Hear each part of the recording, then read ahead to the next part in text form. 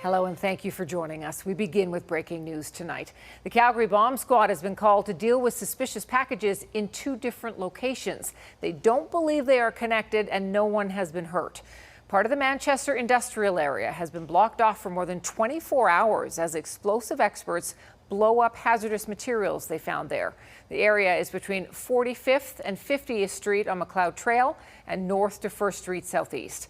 And then late this afternoon, another suspicious package was discovered, this time at Judith Umbach Library in Huntington Hills in the Northwest.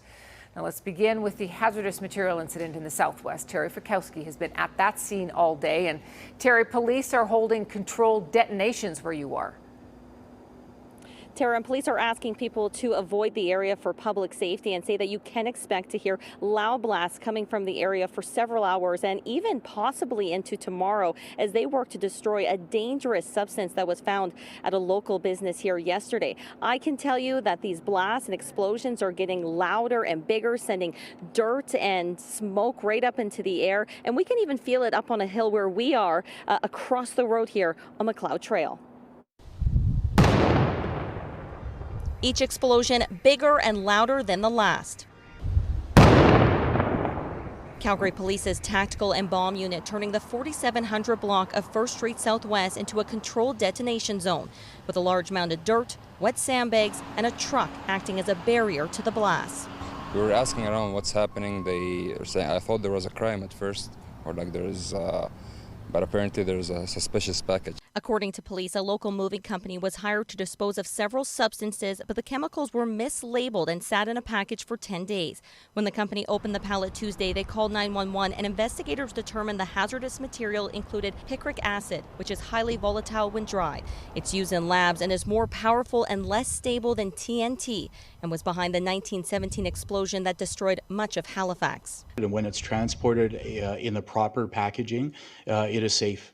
But in this particular case, because of the way it was left, because of the mislabeling, the fact is that after 10 days that some of the container started to deteriorate, and so it became a different form of chemical, and it became more dangerous. Police quickly evacuated businesses and nearby homes for public safety, then further extended the evacuation zone on Wednesday. It is a small area of both commercial and residential. There's a very small number of residential homes in that area, and those folks have been evacuated and are being taken care of by Red Cross if they need some additional assistance. Many who work in the area were rattled by the experience, but are eager to learn when they can return. They're taking it quite seriously, so if anything had happened, it would have been quite scary because I work close by. Losing all those calls and customers and stuff, right? Because we do have a lot of walk-in clientele, and then with our plaza being shut down and the businesses around us, it really hurts. Police have now launched a criminal investigation to determine how this happened.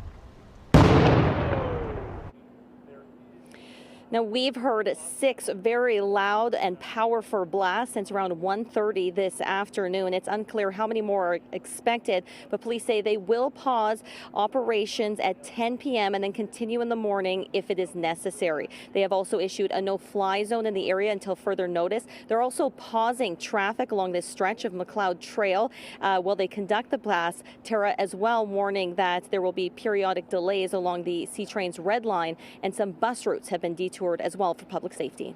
Okay, that's good, Terry. Thank you for that. Let's go to Stephanie Thomas now at the other scene tonight, Judith Umbach Library in Huntington Hills. So what is happening there, Stephanie?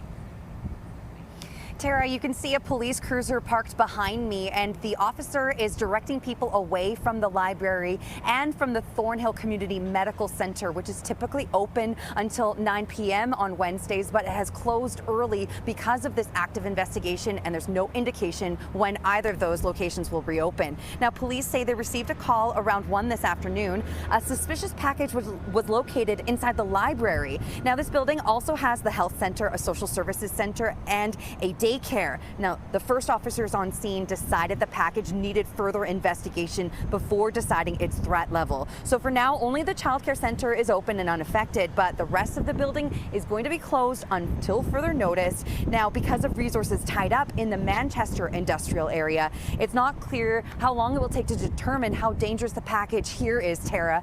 And police do confirm, however, that there is no connection that they can confirm right now between the two incidents.